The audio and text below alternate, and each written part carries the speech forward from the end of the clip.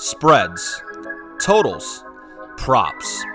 Lots of ways to win money, but also lots of ways to lose. It's time for some sharp analysis. All sports, all over the globe, all the time. Home of the Guess Better jackpot, it's CorBET. Here is your host, Dylan Corbett. All right, welcome in. Hope everyone had a good weekend. This is the Monday edition of CorBET. Matthew Weiss back downtown Minneapolis. I'm in the home office. And we've got a full slate here of action. I'm just trudging through. You know, I'm that guy just losing units left and right, but I'm still here for you. I will never let a day go by. So I've got NBA, college basketball. I've got just two plays on the late game, and I've got one play in NFL. So let's start with Matthew Ice. You ended up getting about you washed, right? Even at 6-6. So got some money back there in the late games. Let's see how you do here with another college hoops card. It looks like we got a lot of back-to-back with the Valley. Yes. So as I've said before, Valley's doing all back-to-backs this year. So you got the same four games as yesterday. I'm going right back to the well with three of the four teams. SIU -8 full game and SIU first half -4.5. They only beat Evansville by 6 yesterday, so they did not cover. But they won while shooting 2 of 13 from three. That's 15%, only 41% from the field, and only 72% from the free throw line when they're normally shooting from the field 49%, free throw 76, 3-point 41%. So I think they return to the mean in those shootings categories across the board. They shoot much better today, and they beat an Evansville team easily that put their best foot forward last night, but it still wasn't enough. Going back to Loyola again as well, -17 today. They won by 30 yesterday, Yes.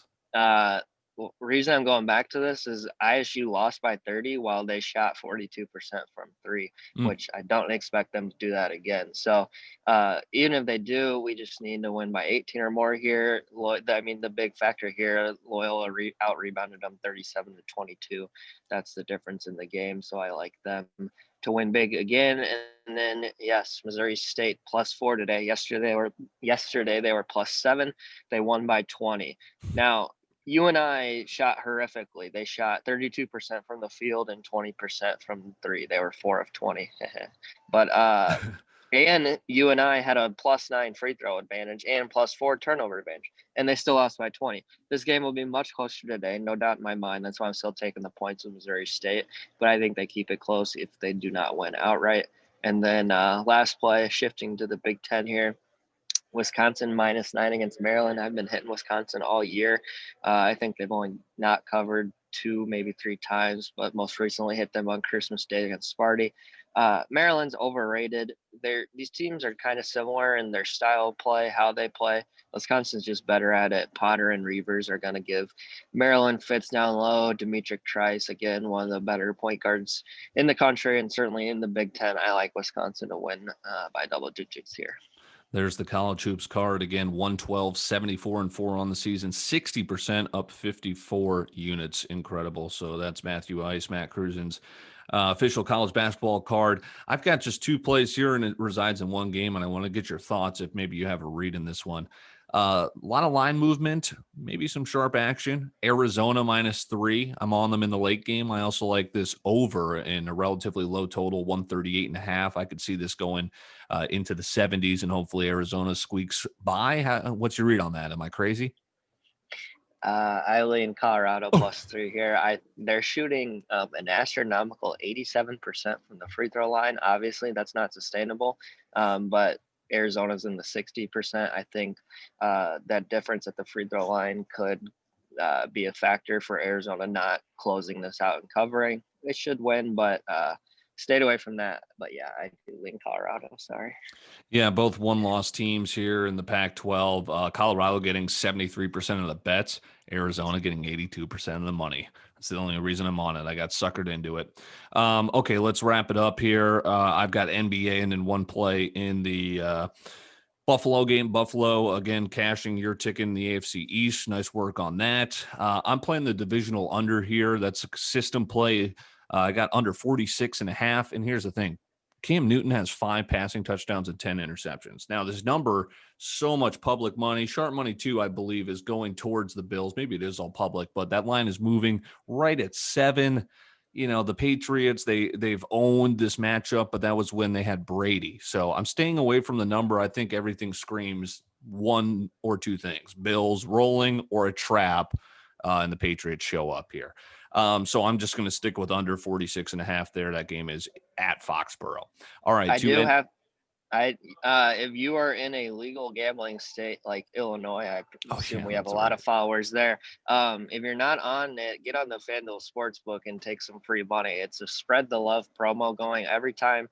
A certain amount of people bet on the Bills, that keeps going up. The last I looked, it was at Bills plus 99. So only $50. But hey, when I was there over the weekend, hurry up, set up an account to take that free money. So if you are in a legal state, definitely take the Bills plus 100. I think it'll hit, but I'm not positive. Yeah, not so sure. Douglas Cicerelli, I saw him check in with Buffalo plus 93 for 3 units. So, yeah, that's the NFL. Buffalo, again, favored by 7, but the promos are just ruthless. You can get some free money there. NBA, I like Memphis plus 6.5. KD might not play. Brooklyn, again, the NBA is crazy to where you kind of just got to peep everything up until tip off to see who's playing and who's not. I got bit by Joel Embiid being out right before tip. The Pistons stuck. Atlanta minus 10. I believe Blake Griffin might not play. Detroit has just been abysmal, and they're still, all the money's pouring in on them all 3 games, and they fail to cover all these big spreads. Atlanta minus 10. I like Utah to bounce back. They lost to the Timberwolves, who got blown out last night with the Anthony Davis-less Lakers. Yikes. But I like Utah bouncing back at Oklahoma City. Oklahoma City's only played 1 game so far, and they beat the abysmal Charlotte Hornets. Yes, I know the Hornets just beat the Nets, but that's one of those whack games.